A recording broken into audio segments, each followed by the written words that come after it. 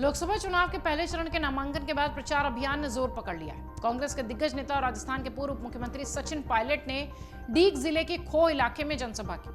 कांग्रेस प्रत्याशी संजना जाटव के समर्थन में वो यहां सभा को संबोधित करते हुए दिखाई पड़े। यहां उन्होंने कहा कि भरतपुर जिला हवा पलटना जानता है, देश अब बदलाव चाहता है। 400 से ज्यादा सीटें लेकर कांग्रेस ने कभी नहीं कहा कि वो देश को बीजेपी मुक्त बनाना चाहते हैं, इसलिए अब बदलाव जरूरी है। सचिन पायलट ने कहा कि लोकसभा चुनाव देश के चुनाव हैं, देश की तकदीर को तय करने वाले चुनाव हैं। हमें बहुत सोच समझकर वोट डालने हैं। हमारा उम्मीदवार बीजेपी से बेहतर है। कांग्रेस 140 सालों से देश की सेवा कर रही है।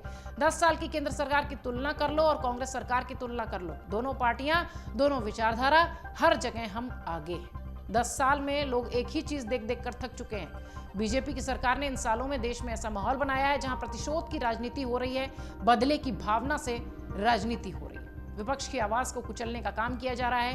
कांग्रेस के खाते सीज हुए हैं। चुनावी बॉन्ड के जरिए हजारों करोड़ रुपए बीजेपी ने लिए हैं, जबकि सुप्रीम कोर्ट ने यह कहा है कि इलेक्टोरल बॉन्ड जो है वो गैरकानूनी है, उनकी जांच नहीं हो रही है। पायलट ने अपने बयान में आगे कहा कि राज्यों के मुख्यमंत्रियों को जेल में बंद किया जा रहा है, विपक्ष के खाते सीज हो रहे हैं, विपक्ष में बात करने वालों के पास इनकम टैक्स सीबीआई को भेज दिया जा रहा है। ये कहां की राजनीति है?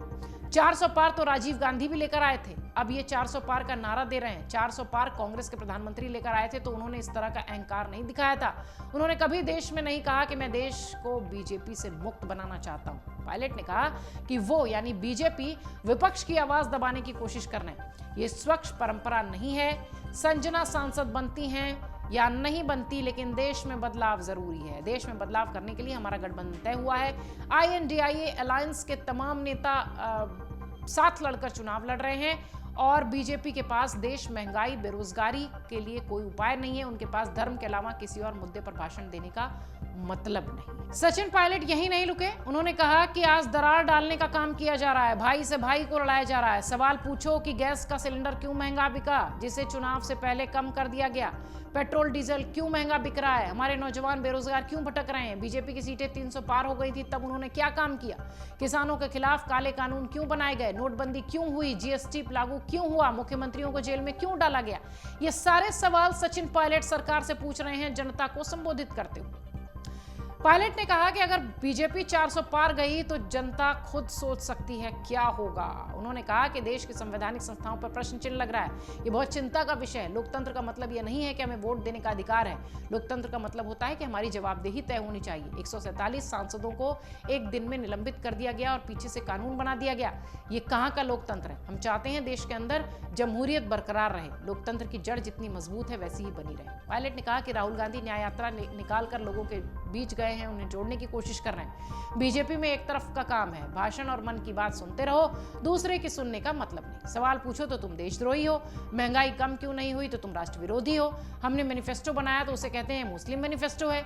ये लोग चर्चा करने से बचते हैं। लोग उन्हीं भाषणों से ऊब चुके हैं। बीजेपी भाषण देती है, ये लोग 2047 की बात करते हैं, लेकिन ये नहीं देखते कि 10 सालों में इन्होंने क्या किया। राजस्थान में आपको बता दें 25 लोकसभा सीटों पर 2 चरणों में वोटिंग होनी है। 19 अप्रैल को 12 सीटों पर, 26 अप्रैल को 13 सीटों पर। चुनावी मैदान में तमाम दिग्गज उतर चुके हैं।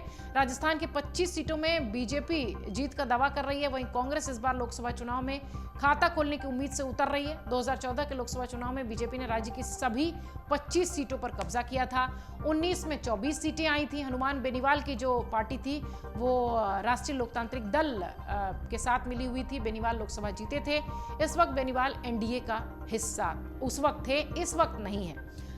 जिस तरीके से सचिन पायलट सहित तमाम दिग्गज राजस्थान के रण में उतर चुके हैं और मरुभूमि का ये जो पूरा समीकरण है वो ये बताता है कि यहाँ की 25 सीटें कितनी इंपॉर्टेंट हैं सभी पार्टियों के लिए। तभी सचिन पायलट जमकर प्रचार प्रसार कर रहे हैं उम्मीदवारों के पक्ष में और इस तरह की बातें बीजेपी और केंद्र सरकार पर हमले के साथ करते दिखाई पड़ रहे हैं।